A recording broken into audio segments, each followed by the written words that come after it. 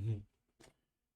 Welcome, everybody, to the American Space Museum. I'm Marquette, and so glad you're here with me to stay curious with Triple T, Travis Yes, sir. Thompson. How are you? I'm doing great today. All right. Those of Glad you to be listening here. to us for the first time on uh, audio podcasts on Google, Spotify, and Apple, we welcome you to our special Stay Curious podcast that we have been doing video on YouTube, Facebook, and Twitch for over a year and a half. We just picked up Twitch and YouTube recently. Please watch us, share us, like us, follow us, whatever you got to do to get the word out there that your favorite nonprofit, the American Space Museum, is doing all it can to preserve the birth of the American space age, and there's no part of it dearer to our hearts than the shuttle era. And this man, Travis Thompson, put many of the astronauts in their seats of their spaceship before they blasted off Earth, literally the last human being that many of them saw. Yeah. And they're you and your crew. We've Not talked always a about it good many thing. times. We've got a whole library of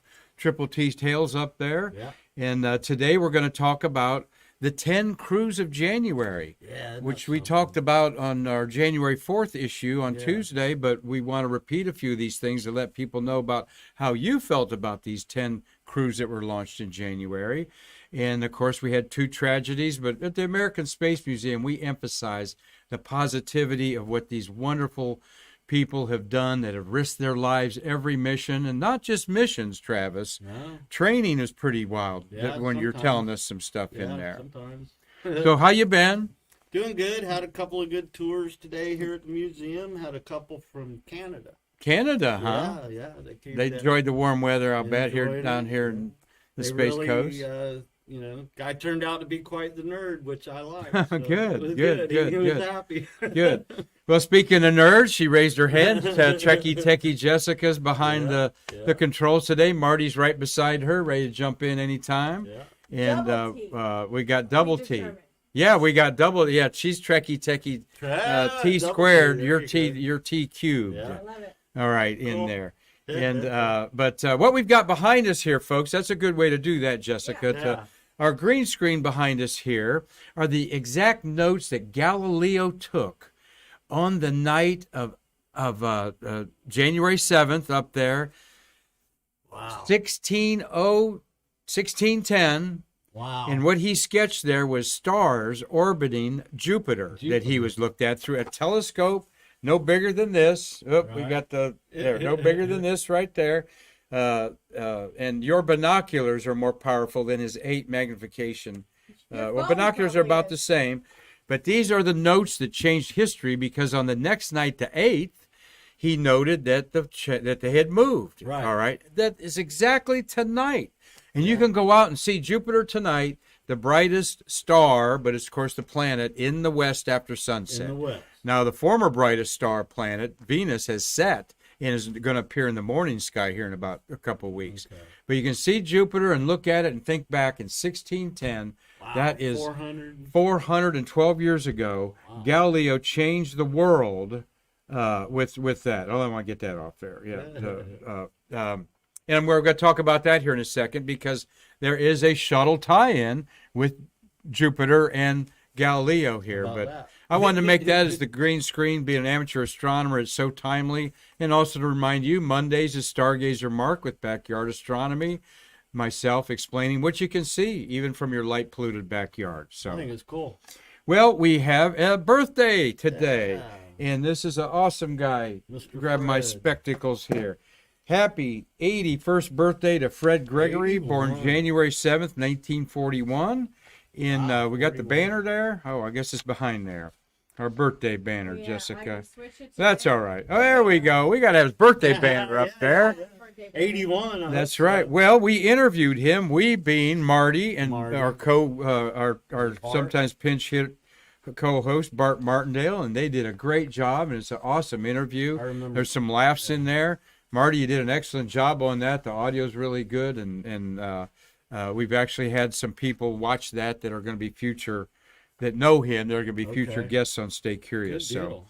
deal. He flew 3 shuttle missions, 2 as a commander. So when you're a pilot once and a commander right after that, because Yeah. I think that's special, don't you? Oh, yeah. Usually they're a pilot at least twice. At least twice. No, that's a normal thing, but there's also rotation in there, and yeah, you might not get a chance for 3 years to fly Right. again. Cause That's it why depends on how McCulley many- only flew one mission because he didn't want to wait to he was cycle going to out. have to wait another 3 years to fly Yeah. again. So why do that? And he was the first of his class, Mike Yeah. McCulley, friend of our And museum. he went on to be my boss.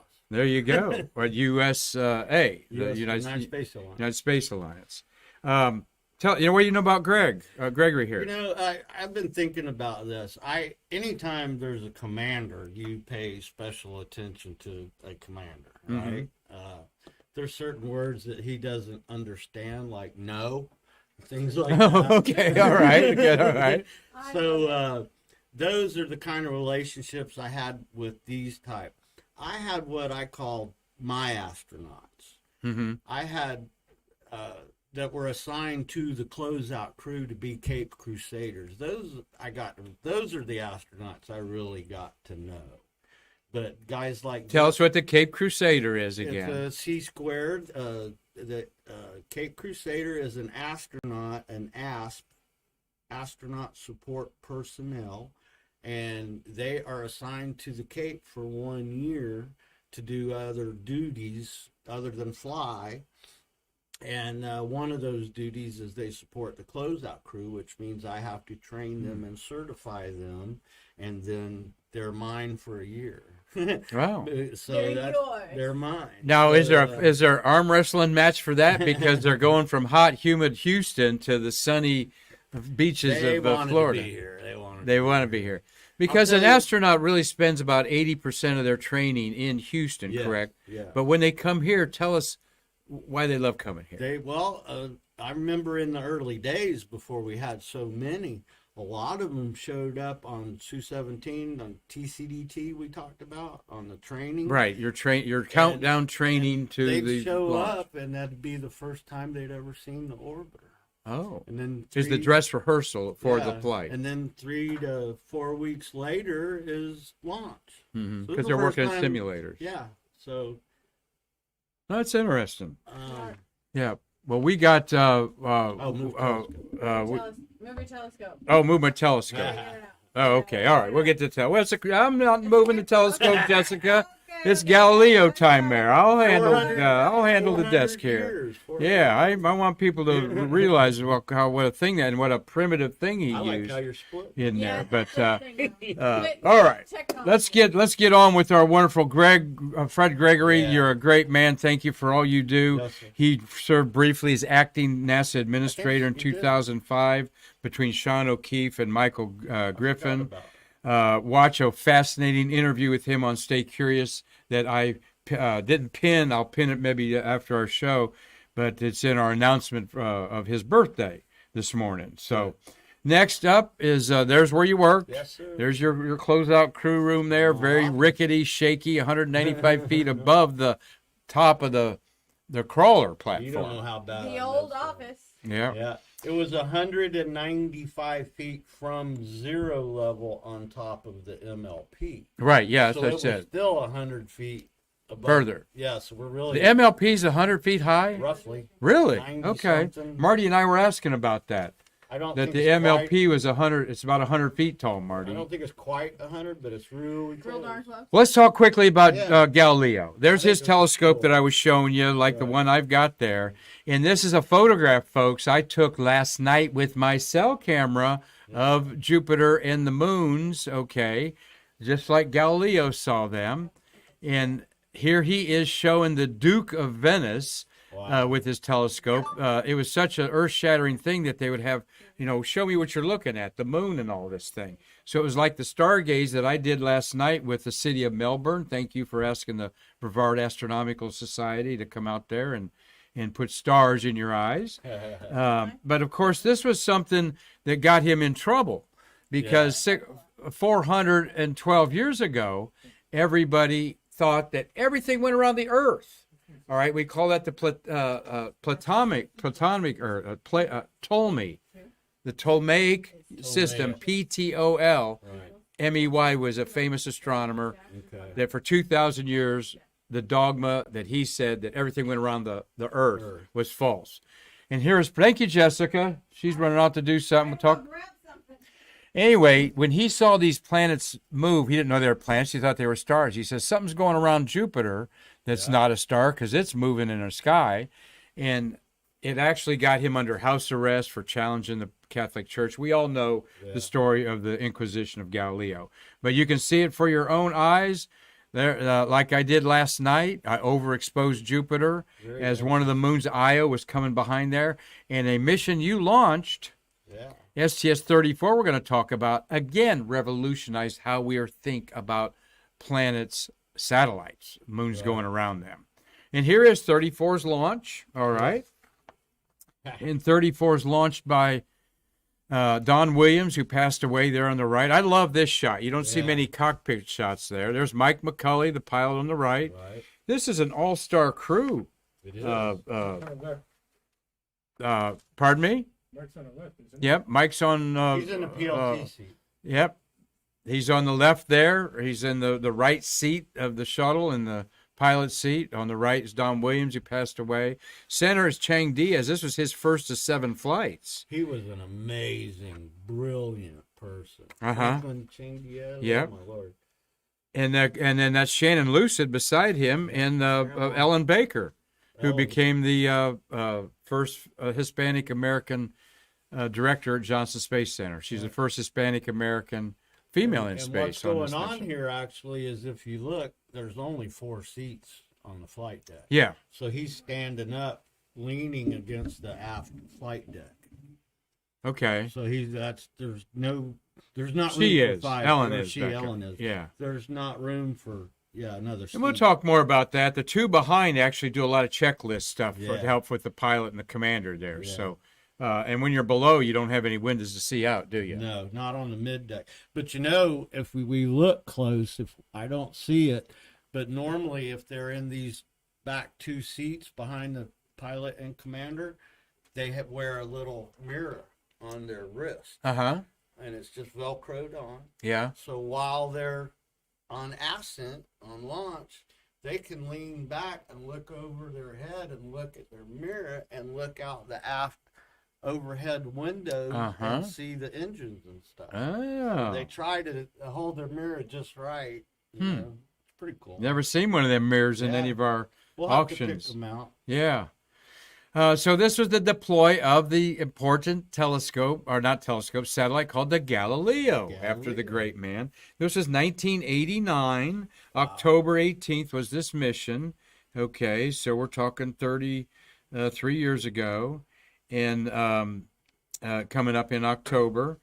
And they deployed it, and then it had a motor to take it to Jupiter in 6 years. Yeah. After your crew helped deploy it, and then Yeah. it came back to Earth 4 days later. Yeah. They went to Jupiter. Now, when you see a picture of Galileo like this, that is incorrect, because the antenna did not fold out. That big gold antenna that was to communicate with Earth, it wouldn't fold out all the way. Instead of creating a disaster, they used a small telemetry antenna just above the red spot there on the painting to transmit everything. So though they lost some resolution, was greatly compromised, and the data transfer rate was about 1/10 of the speed that they wanted, they still got 8 years of fabulous data on there. Well, hey, we went to Jupiter. We went to, and it orbited for 8 years, and just like Galileo the man, 400 years earlier, it revolutionized. Now, here's what the Hubble telescope looked at, the best it can see. The Hubble telescope, a 96-inch telescope orbiting the Earth, of course, for 30 years.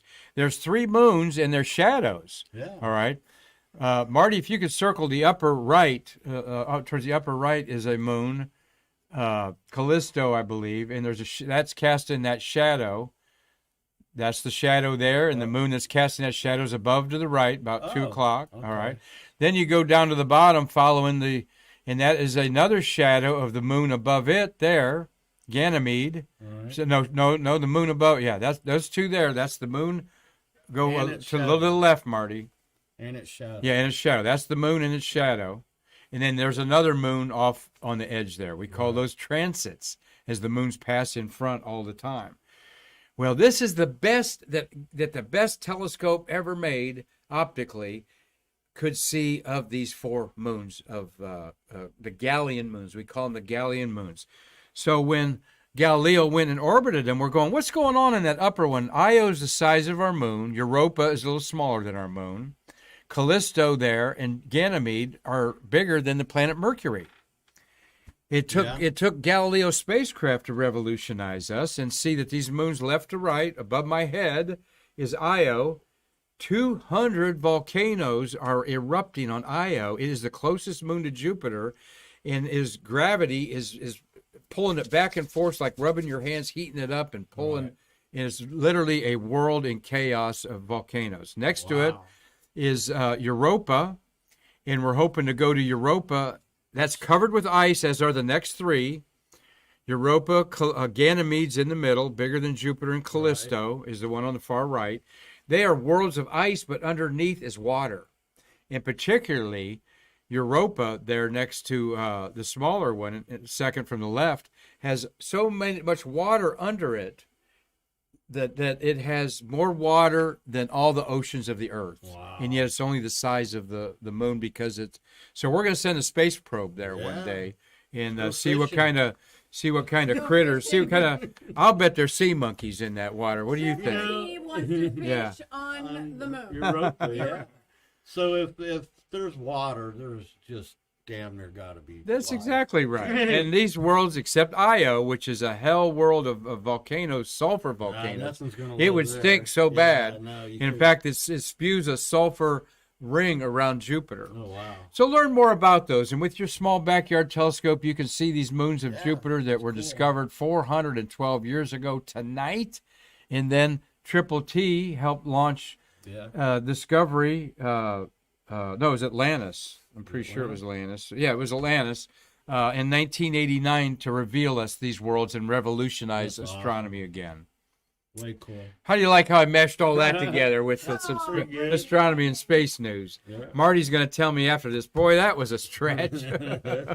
He's scratching his head. From 400 years to now. Who we have here and what are you doing? Just to prove you are who you are. This is who I am. So what my job is, what I'm doing, this is Leland Melvin. In an orange pumpkin suit. In an orange pumpkin suit. And, he played football for the Detroit Lions, blew his knee out, and then went on to say, well, I think I'll be an astronaut. So pretty cool guy. Mm-hmm. But what I'm actually doing is I'm putting light sticks in his sleeve in case they have to bail out into the ocean, they'll be more visible. Mm-hmm. Okay, we had a way for them to do it. Luckily, nobody ever did it, but we had a way. So, but what's really going on is this is launch day. You are getting ready to leave the Earth. So I take this opportunity while I'm putting the light sticks in. I'm walking around. I'm looking them in the eye. I'm making sure there's no squirrel activity in there. I'm checking it out. So, yep, that's what I'm doing. Nobody ever knew it other than the launch director. And you had a direct line to the launch director. If you had any problems, you said you really had to use that. Of course not. You're using professionals here. Yeah. Who we've got in the back? Kerbeam's in the back of this. And he's in the white room with another technician in the white suit with the numbers on it. Yeah. And I think this is my NASA quality standing right over you here. can Google Travis Thompson, NASA White Room, and there's all kinds of videos of him on YouTube there. And hope you're watching our Stay Curious program on YouTube. I know Robert Law is. Yeah, Robert He's Law. having a cocktail. It's Friday night in Dundee, Scotland. I don't know if he's going to the observatory tonight and look at the moon, but it's a beautiful crescent moon out there tonight. Who you got there to say hi to? I want to say hi to my cousin Angie in Georgia. Her mother, my Aunt Sandra, is a little sick right now. So praying for them. Jenny Lynn married one of my cousins. We got, I want to pick a name out I can say. Okay, we do got Tom Uziak's in Lancaster. Here. And Mark. Yeah, I forgot. I got to look this way. Yeah. And Mark's in Lancaster. Mark Usiak brothers, excellent Yeah. launch photographers. We talked plenty about them. They're going to be more involved in 2022 with just some shows. Michael Hanks is in Harlem, Michael Georgia. Hanks. We got 3 new ones that we wrote down that are watching on Facebook, YouTube, and Twitch on video, and Google, Spotify, and Apple on podcast audio. Michael Boyd, thank you for joining us. Adrian Padrick and Paul Forrester. Cool. We're glad you're staying curious with the American Space Museum. For 20 years, we've been preserving the birth of the space age right here in the delivery room of Yeah. Brevard County. And boy, there was a beautiful launch of a SpaceX rocket yesterday. Did you see it? Afternoon, yeah. Well, actually, I was working on my airboat, and we heard something. I said, "Oh, the launch!" So, Airboats yeah, in Florida. It's in Florida. Yep. That's I'm well, sure- Marty saw it for sure. It's a pretty good one, wasn't it, Marty? There's a couple more. There's one I'm going to butcher, but she's in Normandy, France. Ophelia Yeah. Sutral. Yep. Hi there, Ophelia. Yep. Yes. Melissa Pope. I know she's watching Yeah. at the Space Coast office of their new offices of tourism. I got to stop by and see you, Melissa. And I'll give you plenty of warning ahead of time for the crew there. Christopher Mick is always watching from Hudson, Wisconsin. I'm sure that he's getting used to his winter coat by now up there. Yeah. Bless John you guys' heart. Borelli, maybe, from Jessica's dad. Yeah, In John Kansas. Borelli. All right, Borelli. Jessica's dad in Kansas. All right. Cool. Well, let's see what else we got here that we're my going to talk daughter. more Triple T stuff. One of the early astronauts that you said you worked with was Guy Gardner. Yeah. He had a birthday yesterday. Guy's 74. Wow. We wished a happy birthday to him. Do you remember him much? He was born in Alta Vista, Virginia. Virginia. 2 shuttle missions, 27, which was Right. after the second after Challenger, and Challenger. 35. I I remember the mustache. Yeah. But yeah, he wasn't one of my astronauts. So yeah, but we He's kind of balding with a nice mustache. Was there a dress code for men about mustaches or beards? here's what the deal is. In case of an emergency, you need to don breathing a mask. Okay? Mm-hmm. And that mask has to fit around. So you can't have I had to trim this really well so that where my mask fit, I wouldn't have any hair. So so they were permitted as long as they were within. As long that. as they Okay. were within. It wasn't like the New York Yankees that you Yeah. can't play for us if you got a facial beard. No, but you could have. And Marty's a big Yankee fan, and I've Yeah. never seen his whiskers more than 2 days. I Well, I've guarantee you never that. seen, there is a picture of me when we went to Houston to train, and I told you I make everybody wear the uniform. Well, the first time I was wearing it, it was hunting season. And I had a beard, so it's the only picture I've ever seen in an astronaut suit with a beard. Okay. Oh, really? Well, we'll have to find that Yeah, I someday, got Trav. it somewhere. All right, well, we got Guy Gardner's birthday, but what we celebrated at the beginning of the month, we wanted to bring Travis in on. It was our 10 space shuttles of January. That's awesome. All right, and every beginning of every month, we're going to put together a meme like this of all the missions. I think 18 is the most that are in any month, but you're going to stay curious and find out as we go through each month and celebrate. And, of course, we've got those 2 tragedies that at the American Space Museum, we dwell on the triumph and the beauty of these individuals and what they accomplished. And we all know the history is ugly, and from your perspective, certainly it was unnecessary. But it's what we live with. 10 launches, 2 of them didn't come back. STS-107 there, right there at my hand, was a tremendous successful mission with a lot of science. 16 days on orbit. What does that bring to mind to you there, Triple T? Mm. Any of the missions we're going to talk about missions of January. There were 2 of them were at night, so you had 8 launched during the day. Which did you prefer, night launch or day launch? Night launches. Oh, night launch. Really? Love night launches just for the one awe factor that it's at night, and looks cool. The jellyfish. And yeah, that. But it's also because I more than likely wasn't on that shift normally. Mm-hmm. So it was a whole different feeling because it wasn't. You're more day daytime. shift, and then Yeah, had to I was segue more to day night. shift. I think I spent, actually, out of 33 years, I spent 5 years on third shift. Mm-hmm. And I think I spent like 14 years on second. I didn't have as much time on day shift until the did end you, when I took over. Did you get into a sleep cycle with the crew? That's, yeah. To acclimate yourself that I got to get up at 3 a.m. here have for the to. launch, so I better to be there at 5. So I Yeah. better start doing it a couple weeks before. Yeah. No, you didn't. You were down at the We didn't have KDI time. till. Well, yeah. We didn't have- the stay curious Yeah. after dark. Yeah, that. Yeah.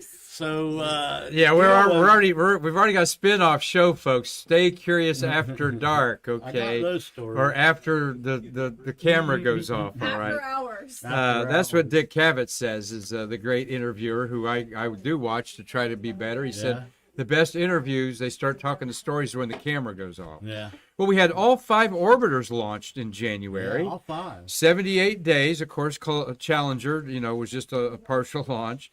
They all spent 78 days in space, 9 successful missions, 56 people launched in the month of January in the shuttle's 30-year history.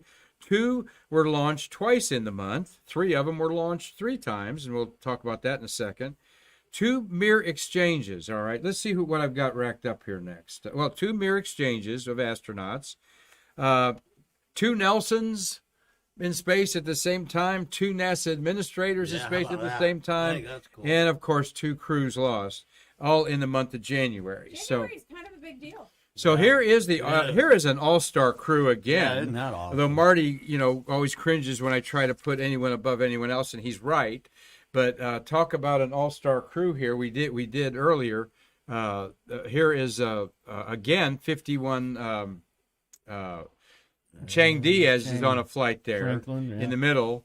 All right, that was 51C. You got Steve Hawley is on the bottom left, an astronomer. Where's my cheat sheet on that? You got who? You got a cheat sheet. I got to fetch the scroll here. I got the shuttle scroll. Is that STS Winston? 34. This was 61C, the one before Challenger. Right. 61C is Gibson. Hoot Gibson's the commander on his second flight. Charlie Bolden is horizontal now I there. see Charlie. Okay. Charlie's his first flight. Chang Diaz, his first flight. Hawley, his second. Pinky Nelson. Pinky. That's he's in the back there laughing.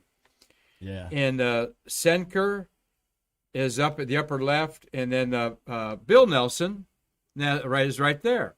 So Bill Nelson and head to head are the 2 Charlie NASA Bolden. administrators there. Charlie Bolden are our 2 NASA administrators. Marty, there you go. Bolden and Nelson become NASA administrators, and Pinky Nelson's in the back there, spacewalker with Bill Nelson. Cool. Bill Nelson, of course, was a senator from Florida. He put himself on this flight as chairman of the Science Committee for Congress. We thought Dan Rather, the CBS newsman, Pablo Casals, a celloist, would be going up I forgot about after because the next flight after this one was the fateful Challenger flight with teacher in space Krista McCullough. Of course, this flight was launched by Gene Thomas in there. So that was going on in space in January. Yeah. Pretty cool to mishmash all those. Look at what a cool picture with the 2 administrators I together. love there. Charlie. Me and Charlie started out together. He was a new astronaut. He was your my Cape very, Crusader. Very first ASP, yeah. Okay. Very first Cape Crusader. Yeah. You say ASP and Cape Crusader. Same thing. And people are going to short circuit over Yeah. these acronyms. C here. square, Cape Crusader, they call But them. astronaut all kinds of support personnel. Okay. We love it. And there's a guy that was in Winston. space this month, Winston Scott. What do you remember about Winston? I love Winston. Just perpetual smile. Yeah, right. He did. If you were dying of cancer and he walked into the room, you'd forget everything. Oh, I mean, that's a know good. how He's a good friend of our museum. Yeah. Lives around here, and we hope to hear a lot more about Winston Scott. He's we love you, Winston. He was on STS 72 in January this time of year. Yeah. I didn't show you this. This was how I put all this together. Oh, you were telling me right that. there. Yeah. Okay. Yeah, I got a big. There's my notes on my January. That's don't the mind. future of this. Your Yeah. background right there. Yeah. That's the future. Yeah, that'll be like me and 400 Galileo, 400 Marquette years from now, Marquette. That kook Stargazer Marquette. extraordinaire. would sit there and just mash this stuff all together there. So anyway, I was looking to when that mission was that we were showing. 72 was in January 96. And Winston Scott is in a spacesuit here, one of the new ISS spacesuits for construction. Right. Because this is before the construction missions.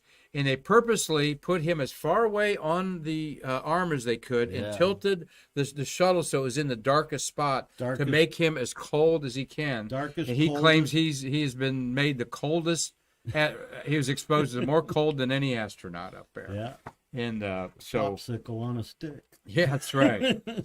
Well, here's somebody, Marcia Ivins up there, Marcia. cozying up to Jerry Lininger, How about that? who was, this is STS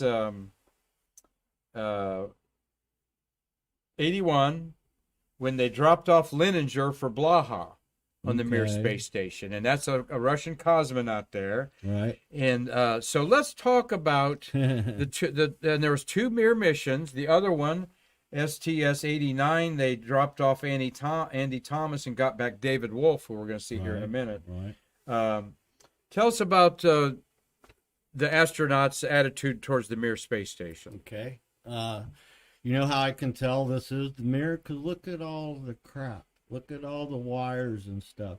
What we didn't like, when I say we, the astronauts, what they didn't like was all the emergency hatches throughout the Mir had these cables and wires and stuff. So if they in an emergency had to close that hatch, it would have been near impossible to clear all that stuff out. So they were wires. Safety was a big deal to NASA. Mm-hmm. So we had a little issue with some of the stuff at first, and I don't know if it went past just complaining. I don't know if the Russians ever tried to tidy up anything, but all I know is they weren't happy about safety. Well, they didn't want to drop off David Wolfe, Right? because of the safety concerns. And there's a story out there that the day before the launch, Dan Golden, the mess administrator, made the decision to take Wolfe up there. There's Marcia there. I think the next picture is Wolfe there, David Wolfe. Cool. He turned 65 yesterday, Cool, American cool. and Happy British birthday. citizen. And we'll talk about that in a minute, but back to the Mir situation there with him. Let me go back there to Marcia up there with Lininger.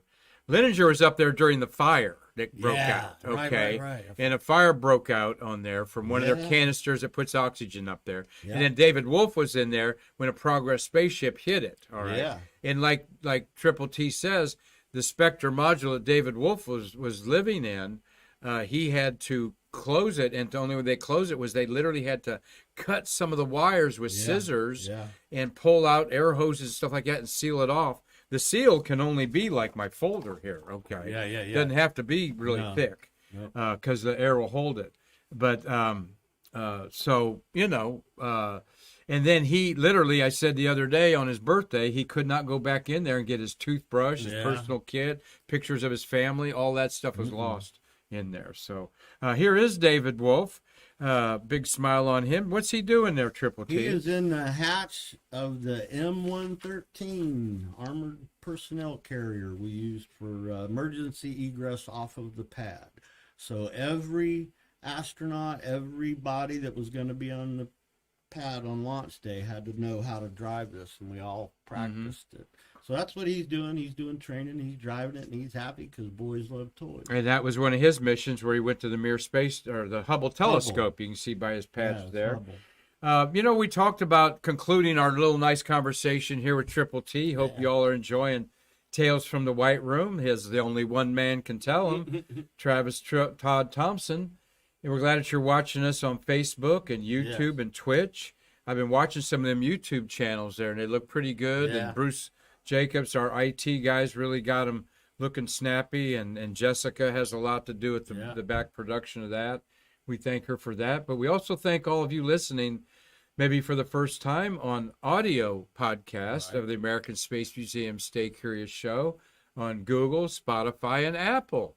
We're going to be getting a lot of episodes put up this weekend. We're going to put up a lot of episodes this weekend. Thank you, Jessica. She's behind the scenes racking them babies up there. And it's so important to our American Space Museum nonprofit for you to tell people to like, share, follow us, or subscribe to us, because that's how we can monetize some of our involvement out there. In fact, I'm the only paid person of the 4 people sitting here that are involved in the production of this show, and there's 3 or 4 other people that I rely on also. So we really appreciate people that embrace our show. We need it. And as I was telling you about 2 astronauts to conclude our January of space shuttles with Travis Thompson, who put them in their space shuttle seats of those beautiful orbiters. 2 astronauts flew twice in January. Yeah. And one is Ann Anderson, Michael Anderson, who lost his life on the Columbia on February 1st, 2003, launched on the Endeavour in 1989. All right. And then L. Onizuka in 1985, the year before he lost his life in Challenger, was on the 51C Department of Defense DOD. mission. Right. And you and I have talked many times about L, and there he is. Yeah. He was a buddy of yours. And to conclude our Stay Curious podcast today, tell us a little bit about this. He was Hawaiian, was he not? Yeah, and I want to say his mother might have been Japanese. I can't. One of them's the mother was Hawaiian. I think the father was Japanese. Mm-hmm. But anyway, and there he is with Lawrence Shriver. We're Lawrence looking at El Shriver, another cool Onizuka and guy. Lawrence Shriver, the commander of this shuttle orbit. They're in the mid deck with thumbs up, mid-deck. happy faces. Yeah. So, anytime you do a modification to the ship that has to directly involve the astronauts, an astronaut needs to oversee it. Mm-hmm. So he spent 3 months with me on second shift he was overseeing something that had to do with the aft flight deck and the cargo bay, right? So, I've got to drink a couple beers with him, and he was the class clown for their graduating class. That dude will drop his shorts in a heartbeat and moon you. Yo, really? Great attitude. That's the kind of moonshine I don't want to see. Okay, I talk about I've seen him do it more than once. So he just had a great sense of humor. He was happy about life, happy about what he was doing. Just a great guy, and I really. He was one of my astronauts. Mm-hmm. So he was on my team. Well, I know you miss him, and that's the sad part about 14 astronauts that lost their lives on the shuttle. We're going to celebrate their legacy January 29th at Spaceview Park. As they would want us to. Along with the Apollo 1 astronauts, we have a wonderful ceremony that they've done for many years. Our museum has with the Titusville, Florida flag and Memorial Committee. And I probably don't say enough to our audio friends. We are in downtown Titusville, Florida, 50 miles from the Disney and Universal attractions in Orlando, right. 30 miles from Cocoa Beach. And you know what? I pinch myself every morning wondering how in the heck did this happen to me? But I certainly am glad. It's a pretty cool place to be. Thank you very much, Travis, for your right. time. And if you come to our Space Coast, try to book a tour on Friday and Saturday. That's when Travis is here and talk about Tales from the Horse's Mouth. You get Tales from the White Room as only he can tell them. So you can get some of those behind the scenes stories if you come. If you come, you That's can right. get behind the scenes. Yeah. Well, thank you all for joining us this week as usual. First week of January is in the books. Thanks to Jessica Galloway for doing what she does. She has a business called Cheap Development, CHEEP. You can look that up, and she can help you anywhere in the world hatch your dreams. Mm-hmm. And we're so grateful for all of you that have been watching us. Dave Stang, hope you have a nice weekend up there. Christopher Mick, we mentioned already. Those are some of our superstars that watch us all the time. Tons of new names in the likes. And we'll put your new name and where you're from. And Marty wants to know where you're from like I do. We know Keith Sowell. He's in Titusville here. Keith is an astronomer in the area. So we've done a great week. I'll tell you what you need to be paying attention to this week is going to the site of the Webb telescope. I'm going to pin it again up there so all weekend you can watch the unfurlment of the mirror. They're over halfway done with unfurling this telescope. Almost 1 million miles from the Earth, 300 below zero it needs to be to operate, and the sun shield is keeping it that way. So isn't that exciting? I Is it do. nominal? I've been waiting on it. Everything's nominal is the word to Nominal, say all right. on there. So Plan your vacations here with us at the American Space Museum. You won't regret it. And what? We can't wait to see them to do what, Travis? To Bridge the space between us. Come see me, please.